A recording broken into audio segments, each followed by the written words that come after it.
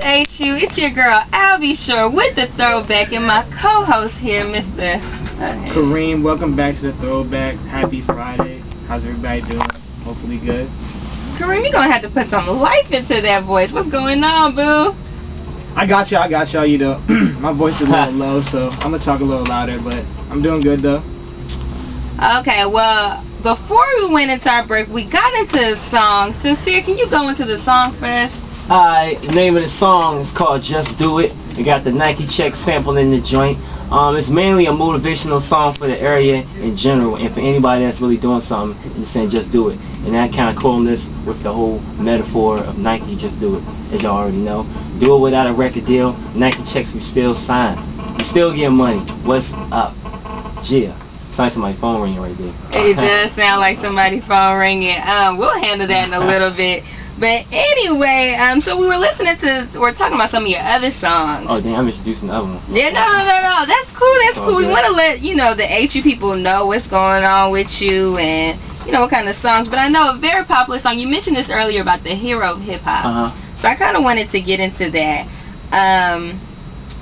So I heard the song. The first thing I noticed was the beat was just insane. Who produced that track? My man Beat the Extraordinaire. His name A.K. Jason Howe. He's actually in Atlanta as we speak. He's getting some of his beats placed with some major artists. But he did the beat. It's the 300 sample from the movie. If anybody's seen 300, it's a sample. So the jam was mean. A little serious. But he produced that joint. So you talk about being the hero of hip hop. Yeah. As we know, all heroes have some type of extraordinary power or something. What kind of powers do you have? I can backflip off buildings. Nah, for real though. To be real, like, general with you, the whole hip-hop thing, it goes back to what T.I. was saying about being a king. It's not really you being the hero in like oneself. It's really just saying that any artist that chooses to be a hero and want to contribute to really bring some substance to hip-hop is a hero. So anybody can call themselves a hero. I'm just declaring it. So that's pretty much the meaning of that. And plus, I did it just to spark controversy. Niggas like, you ain't the hero of hip-hop. I'm like, yeah, what's up? What's good? So that's the main reason why I did it. But yup. So since we're talking about sparking controversy, so who are the villains of hip hop? Who are they? Man, there's a lot of villains out there. A lot of lames out there. A lot of lames. Yes. Like who? For example? Put some names out there. Yeah, let's throw some names out on the table. Let me think, man. Cause it's funny, yo. I'm gonna put it like this. My feelings toward artists who do dance records and who don't have any lyrics has changed. So I really don't have a name specifically on who I feel like is not really bringing it. Like at one point I thought Soulja Boy, he wasn't bringing it. At one point I thought the New Boys wasn't bringing it. D4L, I thought every snap, dance, pop and roll, whatever artist that was doing it. At one point Gucci Man. But I changed my whole perspective because I started understanding that hip hop is more self-expression.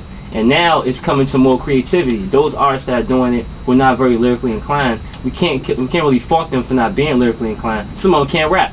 So and some of them can actually make good music though. And I think it's more so about you can't be in a club and you're trying to hear Method Man, Wu-Tang. You gotta have a club record. Right. So those artists are needed. So now that's why I say I'm the hero, because people may think that me being the hero, I want to destroy and I want to build and keep the unity going. It's more so about being yourself and just a whole lot of self-expression, because everybody comes from different areas. You got their own story to tell. We can't be like, well, he's not rapping, he's not bringing it, because that's kind of biased. But everybody got their own artist and preference or genre of music that they like. But my whole perspective has changed, so I don't really have nothing negative to say about anybody else. I would like to say a name, but it wouldn't really count for me. Okay, so we're not gonna name drop. I know you got some questions over there, Kareem. Go ahead. All right, so what do you think about the current state of hip hop as opposed to like the 1990s, where we had heavyweights like Biggie Smalls, Tupac, where they were repping East Coast, West Coast, and then we had the down south heavyweights like Outkast, Scarface, the Ghetto Boys, down in Houston, UGK. But what do you think? How do you think the game back then is? How do you think it's different now versus then? Well, that's probably a 50-50. It's different, but it's not, because if you look at it, you had Digital Underground, you had groups, Humpty Dumpty or whatever, but they was doing like dance movements also. I think it's coming back to where it used to be. People don't really realize it. And it never really died either. That whole hip hop died. It's kind of like saying we're in a recession. It's just a mind state. It's not really true. I feel like if you buy into it, then yeah, hip hop has died. But as far as the comparison of the 90s and now 2000s. I mean, it's kind of hard, because I asked a lot of people who do you like, and they really can't name who do you like anymore.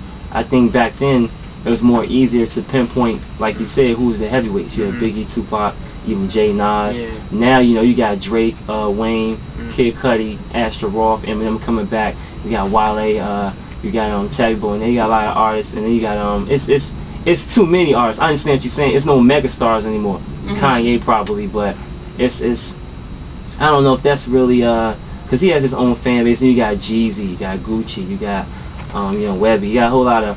I mean, it is hard to say that it's the same way, because it's really not. But I won't say it's in a bad state. I think it's coming back to creativity. Actually, you got a lot of artists out there that people are not paying attention to, but they got their own fan base. Right. So as far as comparison, I say it's very different. But I think hip hop is regenerating itself.